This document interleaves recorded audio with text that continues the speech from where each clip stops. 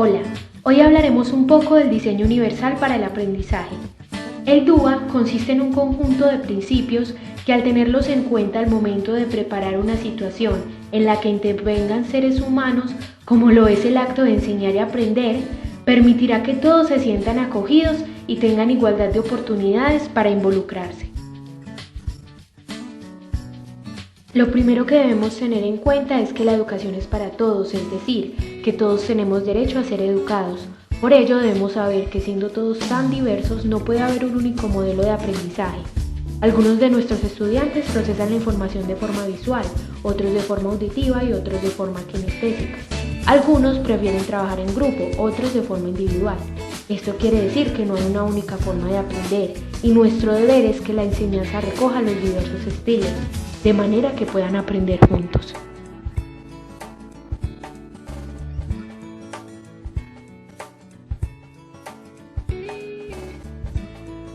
Ahora, para hablar de los principios, debemos tener en cuenta que están organizados en 3 direcciones: la forma en cómo comprenden la información que se presenta, los múltiples medios para expresarla y las diversas formas que tienen los estudiantes para implicarse en el aprendizaje.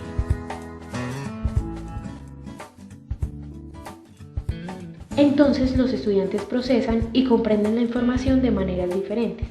Para algunos es más sencillo comprender las instrucciones a través de las imágenes, otros prefieren el canal auditivo y otros el canal kinestésico.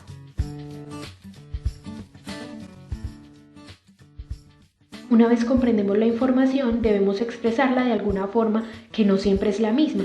Por esta razón es que el segundo principio es que los estudiantes expresan los aprendizajes de forma diferente. Por eso el tiempo de respuesta no siempre es el mismo, tampoco usarán los mismos materiales ni los mismos formatos. Algunos necesitarán apoyos como la lengua de señas y todos tendrán diferentes formas de planear y ejecutar la expresión de sus aprendizajes. Debemos recordar que los estudiantes difieren en la forma en que se sienten comprometidos o motivados por aprender.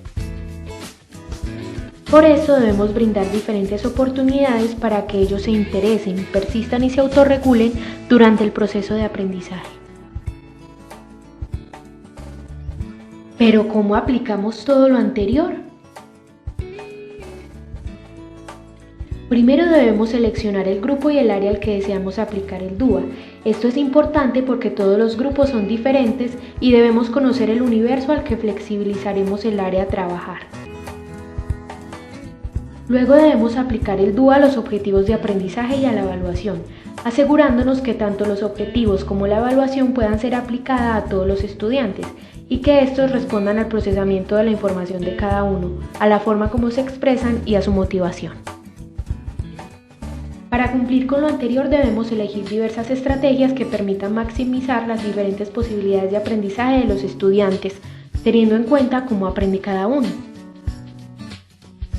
También debemos aplicar el DUA a métodos específicos de material y supervisar la eficacia de las instrucciones.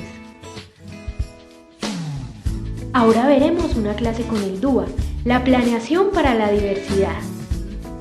Trabajaremos el área de sociales en el grado 4. La competencia son las relaciones ético-políticas y el estándar, el reconocimiento de las normas como acuerdos básicos que buscan la convivencia pacífica en la diversidad.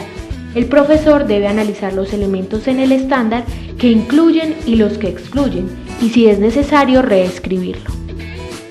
Hay 2 elementos fundamentales a la hora de programar la enseñanza. Estos son los conocimientos, que hacen referencia a lo que el estudiante debe conocer, hacer y lo que debe ser para convivir, y los indicadores de logros, que son la capacidad máxima de aprendizaje de los estudiantes. Ahora plantearemos los objetivos de aprendizaje. Los conceptuales corresponden a la capacidad de definir. Para nuestra clase, el estudiante debe saber lo que es un acuerdo, una norma, la convivencia y la diversidad. Nuestro objetivo procedimental es que el estudiante tenga la capacidad de desarrollar procesos cognitivos con la información que tiene. Entonces podrá diferenciar, comparar o describir. Lo que lograrán nuestros estudiantes será establecer diferencias entre la mala convivencia y la sana convivencia, así como la descripción y diferenciación de comportamientos asertivos y disruptivos en diferentes situaciones. Finalmente, los objetivos actitudinales hacen referencia a la capacidad de vivir la información. Así pues, los estudiantes de nuestra clase tendrán relaciones asertivas y equitativas con los otros y lo otro. Pactarán y respetarán acuerdos establecidos contando con la opinión de los demás. La evaluación debe tener un criterio mínimo de aprendizaje en 4 aspectos. El primero es la adquisición, en la que el estudiante debe identificar el concepto de norma y convivencia pacífica a través de situaciones cercanas a la realidad. El segundo es el criterio de uso, en el que el estudiante respeta normas ya pactadas. El tercero es el de explicación, donde el estudiante justifica la importancia de cumplir normas para generar una sana convivencia en el marco de la diversidad. Y finalmente, el criterio de control será identificar y reconocer otros espacios, situaciones o contextos donde existen normas que deben ser cumplidas para tener una convivencia pacífica. Existe una ruta de acceso al conocimiento que comienza con la exploración, pasa a la profundización y finalmente al cierre cognitivo, pero esta no debe necesariamente darse en tal orden, en todos los casos. Todo depende de las características de los estudiantes. En nuestra actividad de exploración se pegarán en el tablero las imágenes de 3 espacios, la casa, el colegio y algún espacio público. Se realizará una correcta descripción de las imágenes y el intérprete que acompañe la sesión debe comunicar a la persona sorda todo lo que se habla en esta. La persona a cargo de la actividad designará a cada grupo un espacio público diferente.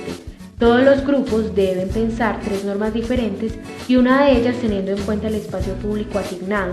Tendrán la opción de representarla como deseen, en un dibujo, de manera oral, de manera escrita, dramatizándola. Cuando todos los grupos hayan pensado las normas, deben compartirlas con el resto de la clase y decir en qué espacio se cumpliría, si en la casa, en la escuela, en determinado espacio público o en varios de los ambientes. En la actividad de profundización en los mismos grupos de trabajo anterior se repartirá de acuerdo a las rutas de aprendizaje un material que contendrá una breve recopilación, conceptualización de qué son las normas y para qué sirven. Además, un breve caso de la vida real que planteará una situación problemática frente a la correspondencia o no de las normas, de acuerdo a los contextos o espacios, y deben entonces discutir la forma de solucionar la problemática o el dilema. Esto obviamente con la ayuda de las orientadoras y los apoyos necesarios como el intérprete de lengua de señas. En la actividad de cierre, el grupo debe dividirse en 4 subgrupos con la finalidad de que en cada equipo se generen aportes, ideas, discusiones que contribuyan a la construcción de una situación en la cual se incumplan o se respeten las normas. Es preciso mencionar que el docente o la persona responsable de la actividad será quien designará qué situación debe plantear, es decir, si se incumple o se cumple. Igualmente se les proporcionarán a los estudiantes las siguientes opciones para representar dicha situación: dramatización, por medio de gráficos, expresión oral o escrita. En esta situación didáctica, los integrantes de cada equipo deben tener presente para sus presentaciones la diversidad en el aula, lo cual debe dar cuenta de la inclusión. La actividad evaluativa de nuestra clase consiste en un juego cooperativo llamado A la otra orilla, en la cual el grupo completo debe atravesar una cuerda atada de lado a lado del espacio. Las condiciones del juego son: atravesar la cuerda sin tocarla. Todo el grupo debe conseguirlo planificando una estrategia que debe exponer y dejar en conocimiento de la maestra. Para hacer modificaciones deben negociar los acuerdos necesarios. Los y las invitamos para que programen sus clases con el diseño universal.